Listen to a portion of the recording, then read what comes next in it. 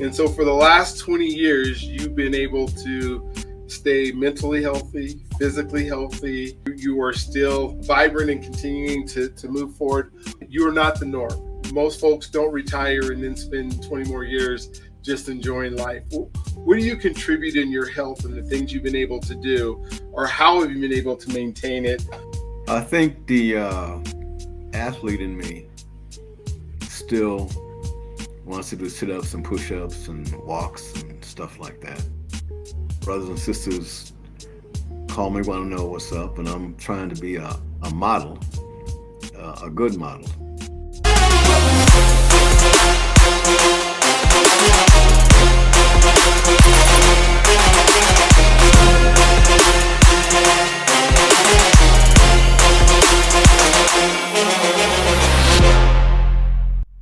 Hey, good morning, good morning, good morning. What an amazing, just incredible day it is today. And I'm super just fortunate, and I'm also excited about talking to Mr. Rene today, because, when you think about success leaving clues, and if you watch this broadcast, I say that often, and I talk about how success is, when we start thinking about success, some of us think it's about the amount of money that somebody has, or the position that they have, or, the things that they've done in their life that have made them where other people look up to them. And what I would submit to you is it's not always just about this fame and fortune that, some of the youth and some of the people look towards what is successful and try to emulate. When you look at somebody's life, you look at the things that they've done, the things that they've been able to do, and why they've been able to do it, and then how they treated their family and the people who are around them at best. I obviously believe, I say this prayer every single day: dear Lord, give me the wisdom to do the things that you put me on this earth to do in a way that pleases you and serves others. And I think you put us on this earth in order to serve. He put us on this earth in order to look at our fellow mankind and say, what can we do of what we've learned to help you maybe not repeat some of those same mistakes, or what can we do to help you be better than us? I think of my children and my grandchildren, and my goal when you think about them is, how can they have a better life than I've had? How can they do more for our fellow man than I've done? And then I think about people like Mr. Rene here who has done that. And so, Rene, thank you for being on the show today. Thank you for giving up some time. I know that we were talking earlier, and you said, hey, I've been able to retire. You had longevity at one place for several years, and it's at an institution of education where I honestly believe the impact you had on those students over years. It wasn't just, some people go to work, like I think of like an engineer or something. I have a cousin who works for General Dynamics, and there's like 10 engineers in a room. For the last 20 years, he's been talking to those same 10 people for 25 or 30 years that he's going to retire, right? And I'm not saying he didn't make an impact. He designed some kind of cable that, goes up on the space station and makes sure that things don't fall apart. And I think, okay, well, that's great. And you've had a wonderful life, and you've done some things outside of that. But when I think about you, and I think of, working in, the Black Student Services, and look, all the students who've come through that institution since 1985, what an impact, and the conversations you must have had. So before we get to that, I really want to start with your story. I want to start with, wherever you want to start, just kind of tell us who you are, where you're from, how you got to where you're at right now, and then we'll just move on from there. Okay.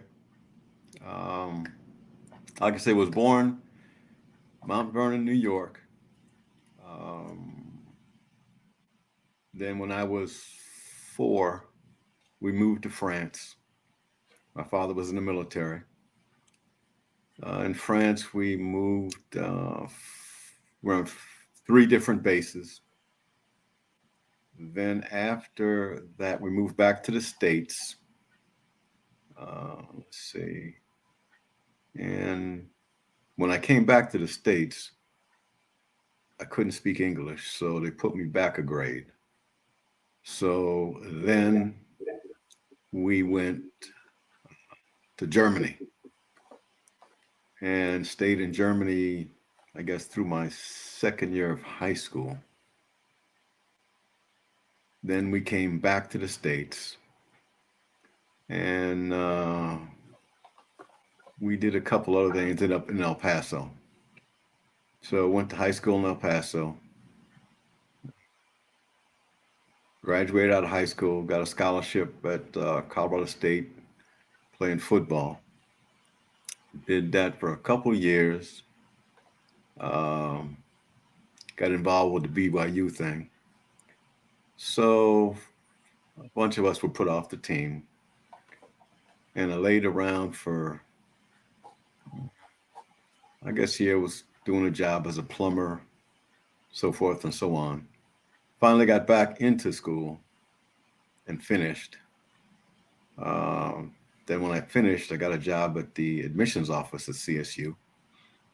Um, had some problems with that one, so I ended up down at CU Denver in Black Student Services, and that's 85 to 2005. So been retired ever since, and yeah, do a lot of fishing. I've been going to Ghana and West Africa since about 2000, and matter of fact, just came back the end of this month. So I'm here today. All right. Well, thank you for being willing to be on the show and being, willing to, kind of talk about some of the things you brought up, and you kind of like just made it real quick. You said the BYU thing, and I think a lot of folks here, I know about it because Dr. Bannister, had told me all the stuff that she had been a part of in Wyoming and, that was going on with BYU. But I don't know if there's a lot of folks that understood that time and what went on in that whole situation. And maybe you can kind of share with us from your perspective, like, we can read history books and that's a perspective, whoever wrote what particular book, but you were part of it. You were there. And so I would love to just kind of learn what, I guess, not only what happened, but how did it affected your life and how you came out of that. Okay. That point in time must have been middle of '60s. BYU was an institution that, because of whatever, wouldn't allow black athletes to be on any of his teams. And we were in the Western Athletic Conference at the time. And so we would play BYU, I think, once. And then I guess around 68, 69, we were at a basketball game, and something happened at the basketball game. To make a long story short, a lot of us who were on the football team were told that we no longer had a scholarship for whatever reason. So some of us left, some of us stayed. Like I said, I was a plumber for a while. Then I got back into school and finished. And since then, BYU has, well, first they brought some folk from the Samoan Islands in to the university to supposedly integrate it. And then afterwards, people forgot about it. But it was different. It was different. I remember going as a football player, going to the University of Wyoming, and when we went to do the halftime, to go into the thing at halftime, the folks at Wyoming were throwing full cans of beer at us. And that's why our coach told us to put our helmets on when we went in for the halftime. So I guess Wyoming has settled down since then. Yeah, a little bit. I don't think they could get away with throwing cans of beers at athletes anymore. Oh my gosh.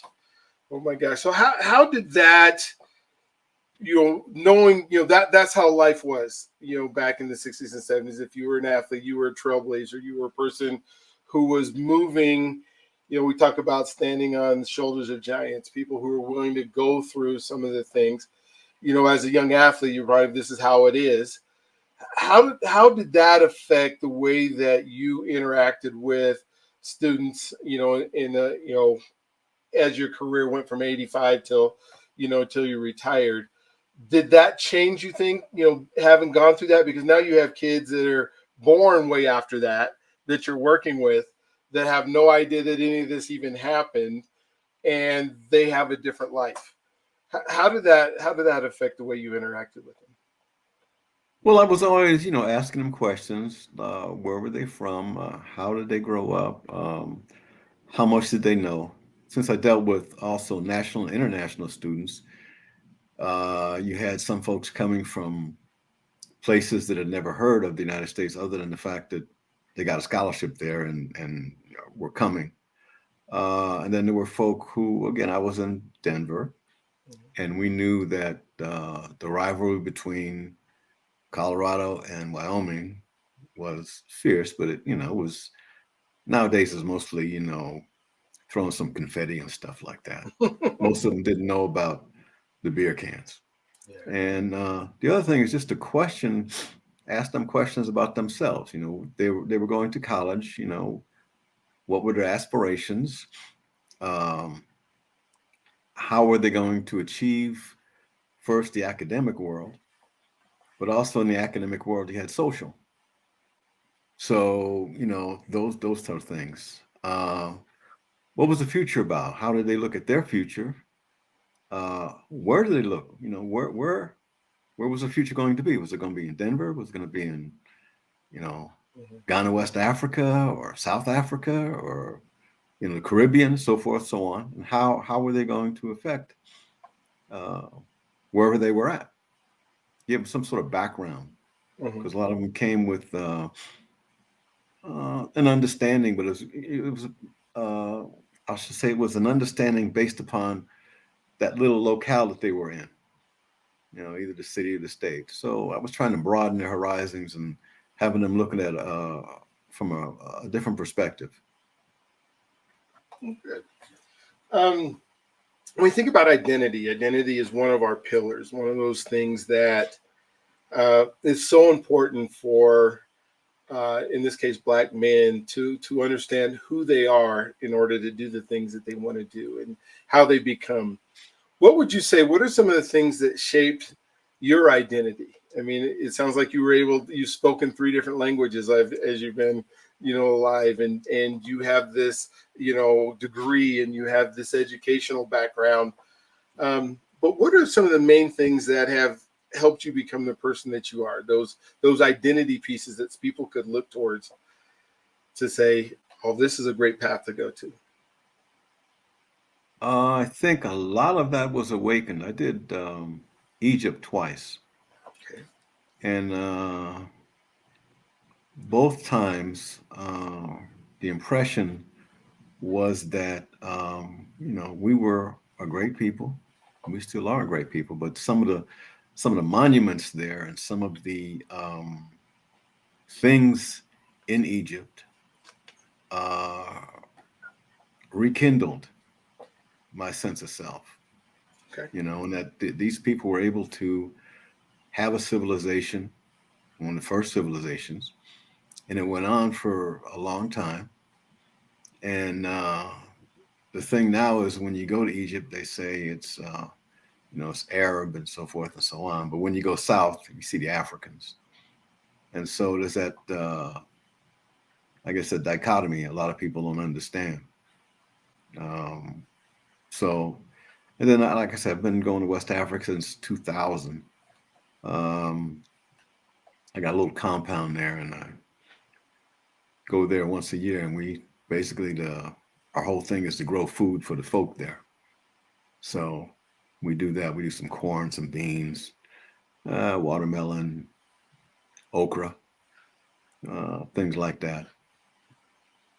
So it's been ongoing, ongoing. So when you interact with students, or when you interact with a lot of other people, you just get them thinking about these questions, because a lot of times we don't think that what's going on here is going on in the rest of the world, vice versa, Mhm. and different people's perspectives, different people's perspectives from different parts of the world. So that's something I think I was trying to get a lot of the students to just look at, how what's out there, what's available, things like that. So when I think of your early years, a lot of it was out of the country, and and some of it I'm sure you remember. Some of it, when you were along, probably France, you don't remember a ton of. Um, but what was different about being overseas and then coming back to America that set it apart? Like, and then you said you've been to Egypt, and it sounds like you've traveled all over the world. You've been to Ghana, and I would ask why you went to these countries to see stuff. So you've seen the global world. How do you compare that with the United States of America and being, now you're an adult, or you're in college and you're getting beer cans thrown at you. And I don't know if that happened in Germany. I don't think it did. I don't think it happened in France. What makes America so much different, or what makes America what it is and how you interact in it from your perspective? Okay, I think that France, we were like just different. And so, for example, I remember that when I was 6, 7, me and my brother would go to school, Mhm. and my mother would give us chocolate milk as part of our lunch. And so when we get to the school, we would trade our chocolate milk for the wine from the French kids who would, like want to Mhm. make that deal. Um, then, when I was in Germany, uh, again, it was an American school in Germany. Uh, we just were able to go around more, and I'll bring this up, and if it doesn't relate, fine. I remember in Würzburg in I think 63, 64. Okay, there was a demonstration. Okay, and the demonstration was by the uh, the prostitutes in the town, and the demonstration that they were on was about the fact that you had prostitutes for black soldiers and prostitutes for white soldiers. Hmm. And the prostitutes were marching because they wanted all the soldiers. They didn't want it to be segregated like it was. Wow. So that was interesting. Wow. And that's, yeah, you just think that would that even segregated something. I can't imagine that it was a legal activity then to be even No, to, so you're segregating an illegal activity based on, oh my gosh, what a thought process to even think that was possible. What has been, when we think about, I think about identity, and you've kind of said these are some of the things that shape me. Trust is one of those things that I talk about often. I think about, if you're going to become the person you need to become, you need to start with being able to trust people. Did you find it easy to trust as you were figuring out what you were going to do with your life and your success, and even while you're working in the in Black Student Services at CU? Uh, did you find that you were able to trust all the way throughout? That did you start with that? Was it something that they had to earn your trust first before you would interact, or how did trust play a part in the things you've been able to do? I think in my interactions, always trying to get people to trust me, but also wanted them to be able to trust. Because a lot of times when you're dealing with younger people, it's harder to get their trust because they have all these ideas. And so in talking to them, you just ask questions. What do you think about this? What do you think about that? This happened here, this happened there. I think the other thing is just bring it up. I see so many faces, like the Olympics are coming up, right? Hmm? And we're going to see in the Olympics, we're going to see black people from all over the world. Okay.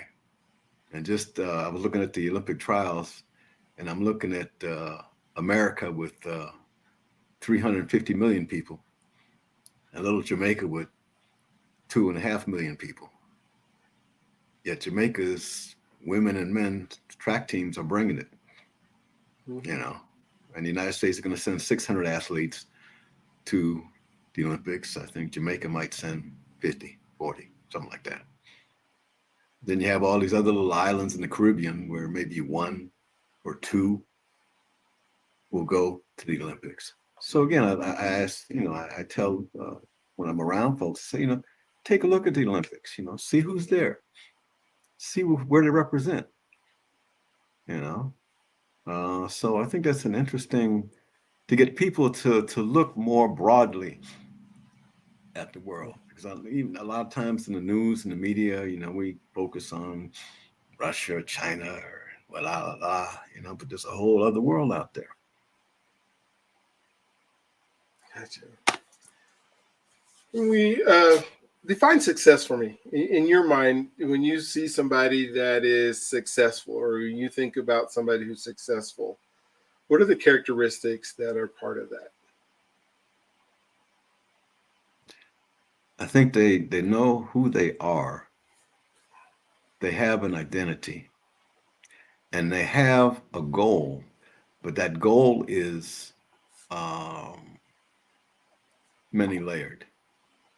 You have chapter 1, chapter 2, chapter 3, and then you have that final chapter. And even after the final chapter, there's in the book they have the afterword. So some can be successful, and once they're successful, then they continue and try and make others successful. I think that's something that a lot of people need to do, is once you become successful, try and inspire other people to be successful. It might not be in what you're doing, but just being successful at whatever it is that they want to do. Gotcha. So when you think about that, you think about, okay, you define, success of having goals and meeting those goals. And you said something about when you become successful. When I think of becoming successful, what would be 3 or 4 things that a person needs to do in your mind, in your experience, in order to be able to set those goals and to be able to achieve those goals? And what are some things that, I guess, maybe not only things you do, what are some things you have to give up? Or is there anything that you have to give up? Or how do you do that? What are those 4 or 5 things that you do to become successful? I think you first set goals, and then you have to see if those goals are realistic. Okay. And how you find out is, who are you as the person? Mm-hmm. And how can you help yourself and get help from others to see if this is logical? It's like if you're on crutches, it's hard to play football. So, but again, maybe you wait till the crutches come off and then you can start that journey. But I think people need to look at, why do they want to do this? They want to be successful because of what? Because of whatever it is. And then does that success mean that enables you to help other people? Okay. Or is the success just for you? Okay. Gotcha. Maybe you can give me an example of a goal or something over your lifetime that you probably thought was unattainable, but you set it, then you went through the process, and then you achieved it. And then what did that feel like? Did that make you feel like you could do anything, or did it make you feel like this was too hard? Give me one of those examples.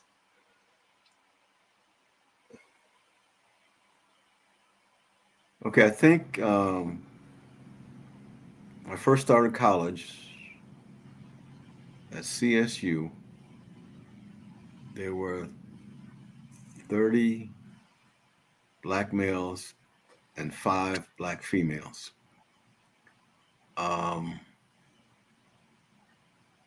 Then we got a little more, but then, the whole thing about being thrown off the team and so forth. And I sat down and tried to figure out, okay, what do I do next? And, it came back through my father, my mother, other folk, grandfolks. I got to get this degree.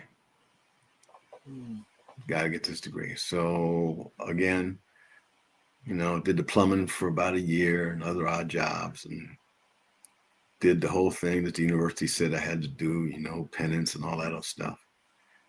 And then when I got back in, the goal was, okay, I'm gonna get this degree. Okay. And I remember one of the first, when I first went to college, I wanted to be a fishery biologist. And when I started out in the department, um, I noticed that there were things, and I'll just make it real simple. There was a guy from Zimbabwe who was one of the instructors there. And his whole thing was that I shouldn't even be in the program, you know. And one of the things he used to do, remember, and I'll mention his name was Eugene Decker. And he used to take a group of students to then Rhodesia every summer, as part of a, 6-week thing. And he let me know real quick that that wasn't going to happen to me. And so, to make a long story short, they had me change my major and go find another way to graduate, which I did. Which I did. And then when I graduated and I came back to do my master's, ran into the same sort of problem where people were like, well, maybe this isn't your major, maybe. And again, I remember my master's degree when I did my, orals, my major advisor voted against me to get my master's. And but then I remember my other person on my committee was a friend of mine. He told me, he said, look, he said, when you go into those orals, it's a majority vote. And so if you can get 2 people to say yes, it doesn't matter if the other one said it's 2-1. And that's what happened. My principal advisor voted against me. He thought I wasn't ready and so forth and so on.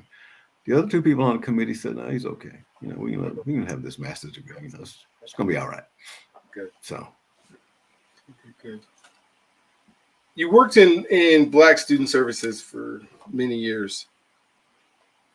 In 1985, was there a huge need for Black student services?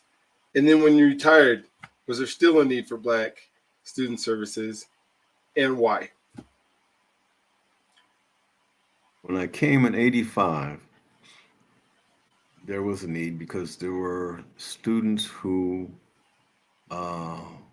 weren't getting the information, weren't getting what they needed to get.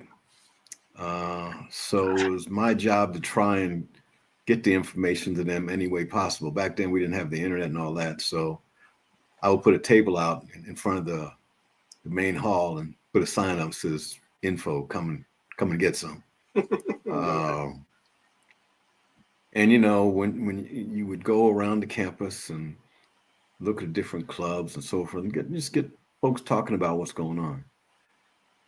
When I retired in 2005, there was more of a need because the population was going down. And at first, they told us it was because, people were going to Harvard and Yale and some of the other schools. But then when you went to the high schools, that wasn't exactly what the deal was. The information wasn't getting out. People were, I think, I don't know what it was, but college wasn't something that they were told was possible. Was economically, not viable, and you had to spend all this time doing this, and then when you get out, there was no guarantee of a job. So, you had to convince folks, and then you had to, look upon what were their dreams? What is it you want to be? Not settling for what you are, but what could you be? What's down the road? And then, how do you get down the road? What classes do you take? How do you take them? Now, again, we had regular students who went 8 to 5, and we had students that took night classes. So for them, it was like it's going to take a little longer, but yeah, I can deal with this. I can keep going. There's that prize at the end. And so that's and when I in 2005, you had a lot of folk who came down and said, oh, okay, I want to do this. And then, you tell them, not everything is going to be right, but give them information on what's the best thing they could do about it. Sometimes going to the dean wasn't the ideal thing. And sometimes going to other places were better than that.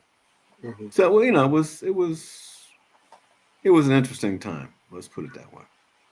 Gotcha. And I can imagine that it still is. So you've now, we're almost in 2025. You're in 2024 here, halfway through it. And so you retired in 2005. So that's about 20 years ago. And so for the last 20 years, you've been able to stay mentally healthy, physically healthy. You are still, vibrant and continuing to move forward. What do you attribute in the last 20 years? Because it's not, you're not the norm. Most folks don't retire and then spend 20 more years just enjoying life. What do you contribute in your health and the things you've been able to do, or how have you been able to maintain it over these years? Maybe some of the things you've done to keep your mind active, that type of stuff. What are some of the things that you've done in the last 20 years to maintain that? I think the athlete in me still wants to do sit-ups and push-ups and walks and stuff like that. Some of the oldest of 6,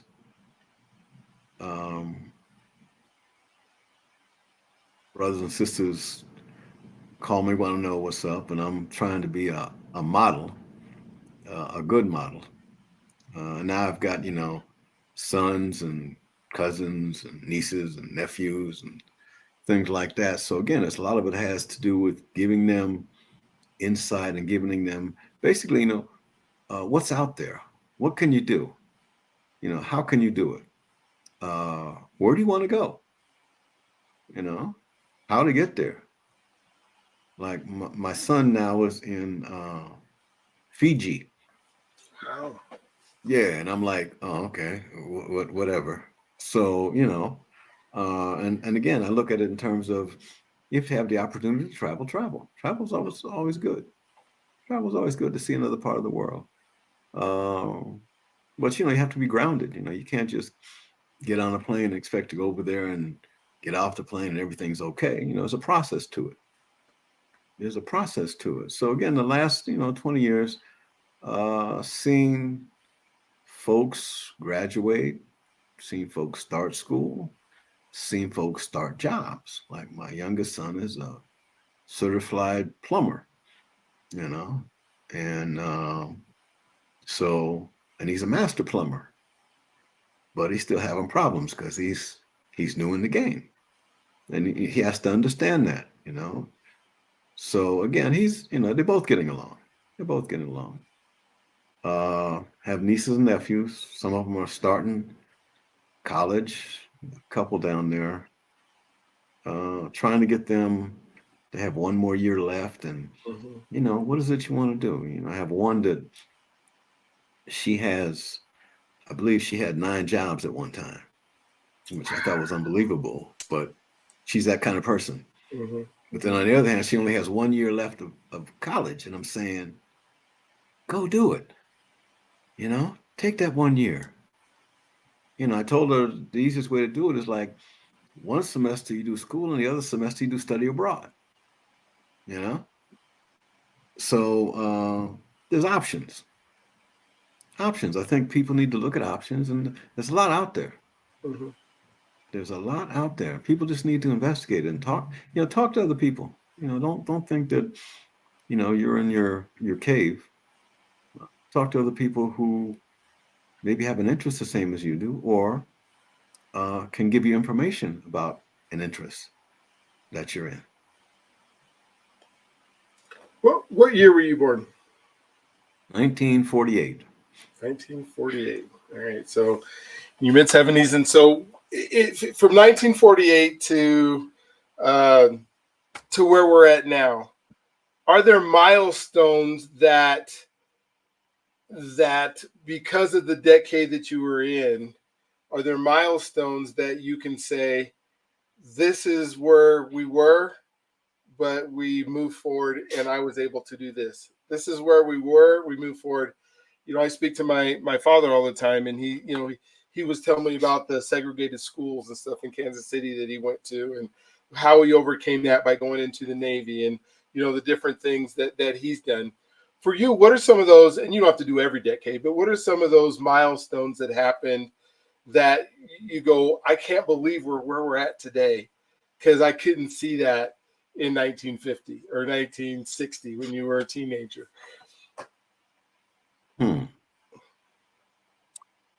I think in the 50s,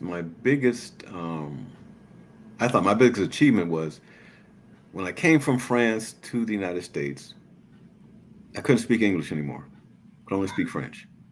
And so for half a semester, I had to learn English. And I think that was one of my milestones then, was to learn English again, to get back in school, even though I was held back for a grade, but just keep moving on. 60s was more in terms of we were in for time in El Paso, for time we were in Jackson, South Carolina, Fort Knox, Kentucky. That was a time when the milestone was known that I had some athletic ability, and I could parlay it into some other things. In the 70s was mostly becoming more politically conscious of what's going on. Well, before you jump into further in the 70s, you were in the 60s in the South. Is what Yes. you're talking about, El Paso, Kentucky, South Yes. Carolina. That had to be, did you know that there was different things? I mean, you came from another country, and then you get plucked into the South in the 60s. There had to be some awareness or some milestones that, hey, athletic ability is great, where they were starting to integrate, or were you just playing in all like Negro League stuff, or that, in the 60s, or were you able to integrate when you were being an athlete? How did that play into during that time, or did not even know? So say, I'm just a kid. This is what we do. This is what everybody does, and I don't know there's a difference. I know you got politically aware in the 70s. I'm just wondering what it felt like in the 60s. Well, I remember asking we were in Fort Jackson, South Carolina. I remember asking my mother, why was it that the white kids walked to school 2 blocks, but all of us had a bus to go to school? Okay. And it was like, I thought that was like, okay, that's kind of different.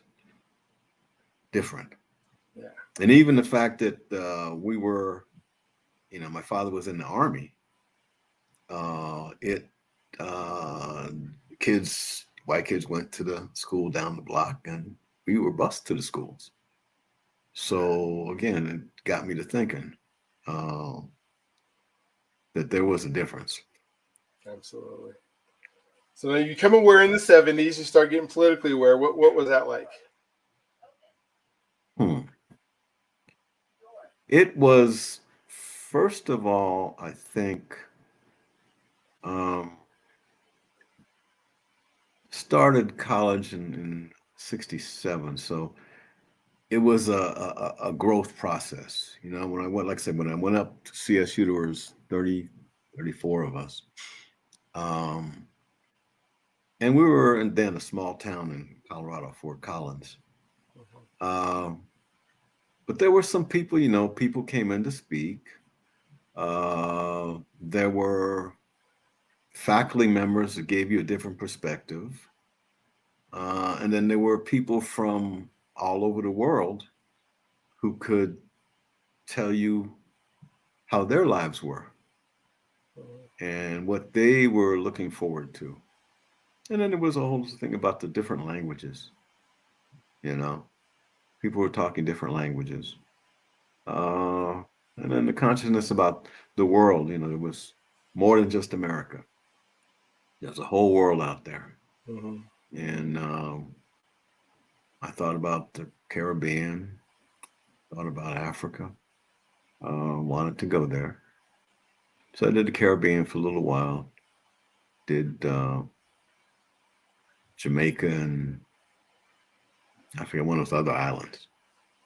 So yeah, that was there. And then we had, being an athlete, you had um, aspects of people who you played with who became professionals, who went to the NBA or went to the NFL and would come back and tell you about all the things, so forth and so on. And then I realized when I came back to school after I was thrown off the team, I wasn't going to the NBA or the NFL or any of that stuff. So it was time to get a new plan together and, like I say, graduate, get out of there. Gotcha. And then you graduated, and then you fumbled around for a while, getting all kinds of different jobs, working at prevention places, working with kids with problems, things like that. And then, I got on at CSU and then I got on at CU. So again, it was a process, it took a while, but we got there. Gotcha.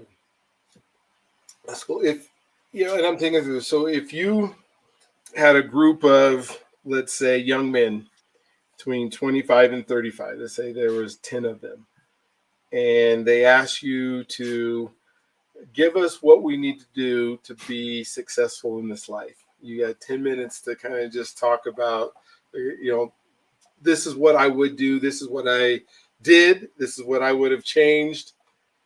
What would that conversation be like? And go ahead and take as much time as you want to sit down. If you were trying to inspire, trying to motivate, the question is real because they're kind of lost in what to do.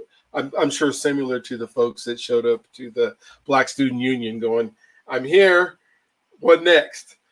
What's that wisdom that you would impart to us? Okay, I think I would go back to ancient Egypt and go down to one of the temples. And on the temple is written the inscription, Know thyself. Okay. Okay? And the inscription was written thousands of years ago. Okay. So the first question or the first thing I would impart to them is know thyself. Okay. And basically you know yourself better than most other people do. And you know what your dreams are. You know what it is that you want to do. Do you have first the will to do it? And is that the end game? Okay. And I think the other thing I would tell them is you're 25 to 35, travel. Okay. And I've learned from my son, there's all kinds nowadays of, cheap tickets and stuff like that where you can get on a plane and you got to get off 3 or 4 times, but you finally get there and you only pay half price for the ticket. So some of those things. See as much of the world as you possibly can. And, what are your goals? Are your goals reachable? Is it something that you really want to do? Research it. Try and find somebody in that field to talk to you about that field. Okay? Because sometimes you go into a field, you think you want to do this, and it doesn't work out. So, and then, I guess the other thing is always have plan B. Always have plan B. 25 to 35, you're starting to build. Okay. So how, what's the steps? What's the process that you want to follow? So again, it's and then, I used to tell my students, you need to have mirrors in your house. Why you need a mirror? Because sometimes we don't look into the mirror and see what's there. Ah, gotcha. So really in order to know thyself, you need to be able to look in the mirror and say, this is the man in the mirror, right? Man, I mean, this is who I am. This is who I am. This is who I'm going to be. Having a plan B. I see people coming in. They say, you say know thyself, and you say, do they have a will? How do you develop a will to do something, or is that just something God gives us? Is it something that, like, I see some people sometimes I look at their eyes and they're just blank. It's like they've given up, and so, like, how do I help them create this desire to get up in the morning and hit the next day and go after something and be able to achieve something? How do we do that? Well, I think, again, going back, look in the mirror and see what you see, and then see if what you see is what you want to see. Okay. And if it's not what you want to see, then how do you change it? Because the first part of it has to be your decision. I want to do this. Okay. And then once you decide you want to do this, then you need to get as much information as possible from as many different people as possible to, this is what you need to do to achieve this. Yeah. Okay. And so once you know all that, then it's up to you to follow the path and understand that, the path is not going to be even. There's going to be some bumps there. There might be a stream or two there, but the path is still laid out. So keep following it. When you say get information, and then it helps me think of, like, the people that I hang around with. I don't think I'm getting all my information from a book. I don't think I'm getting all my information from a video. I know I'm not getting all my information from television, but I do think I get a lot of information and know-how from other people that I'm around. Has your life been filled with really good associations that have helped you move forward? And did you have to seek those out? Or did you just learn everything you learned from traveling and reading it in a book? I think there were a lot of people along the way who helped me out. Some didn't know they were helping me out. Others were like guiding. Yeah, you need to go left instead of right. And there were other people who gave me examples of what was possible. You'd be in a situation where you think, I can't do this, and then somebody would, well, you can do it, man. You just got to do this, and this. I went through it. I went through it years before. You're going through it now. So if I can go through it back then, now I'm not going to say it's going to be easier, but you have more information available. Yeah. To make it easier. So. How important has money been in your life? We'll kind of end with the finances and some people think in order for to be successful, I have to have $1 million in the bank. Some people say I wake up and whatever's there is what's there, and they struggle through life because they're not managing money very well. What's your thought process on money and how important it is in our lives? I think it's a part of our lives, but it can't be the overwhelming thing in our lives. I think that, let's say, well, we need, you need money. I mean, there's no doubt about it. I mean, unless you're living in the park under a bench or something like that. I think that people need to understand money, what it does, how to use it, uh, how to how to have it so that you're um, not having anything to eat, so forth and so on, and like that. Having the information and ability to make things better. It might take a while, but and again, it's part. I mean, I'm in an apartment. Got to pay the rent. If you don't pay the rent, the landlord comes by and says, "How you doing? Have a nice day." Out of this building, of course. Mhm. So again, it's a part of life. Uh, and in your vocation, you need to understand that whatever your vocation is. But to me, it's not the greatest thing. I mean, I wish I had $1 million, but I know I'm not going to get $1 million. I got to work with what I got. Mhm. So we just work it from there. Were there people around who taught you about money, or did you just have to figure it out yourself? My father and both my grandfathers taught me about money. I think that when I went to college and was on an athletic team, I found out about money because I found out that as an athlete, you really didn't need that much money because everything was taken care of. Mm. But then when you're not an athlete, and you're just going to school, it becomes more, Mhm. it becomes more. Once you graduate, it's this whole thing about got to get a job, got to get a, yeah, you got to get a job, but you want to get a job that you can work with, you know. I think that when I got my master's degree and was out there, the first couple of jobs I had weren't, let's say we were working for poverty wages. Let's look at that. But even in Mhm. working for poverty wages, we had a place to stay, um, and we could do things,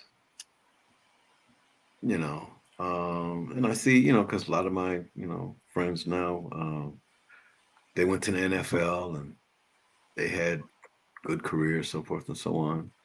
And again, I'm not, hey, they did it, I went another different way, you know. I Mhm. agree with what they did. They agree with what I did. So we're all good. Okay. What haven't we talked about? I'm going to let you take this to the conclusion. What haven't we talked about that you would like for folks to know that are watching this about your life or the successes that you've had, that they could use you as an example, or something I just didn't talk about that you would love for everybody to be able to know? I think that one of the things is that, like I said, I've been going to Africa since 2000, and a little, well, I ran a piece of land there, Mm-hmm.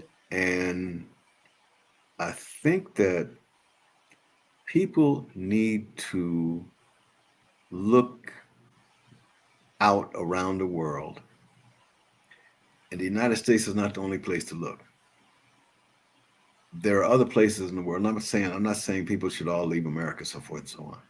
But I think that, and again go back to the Olympics as an example.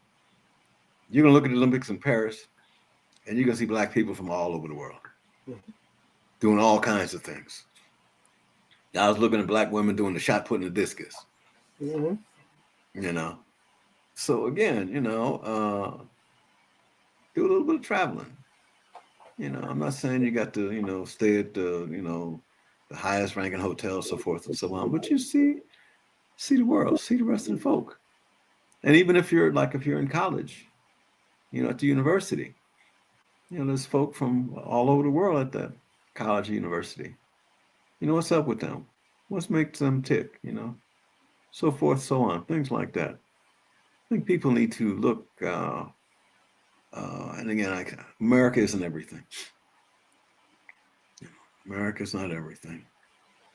Uh, so I just tell people that, yeah, okay, it's 350 million folk here, but there's couple billion folk out there.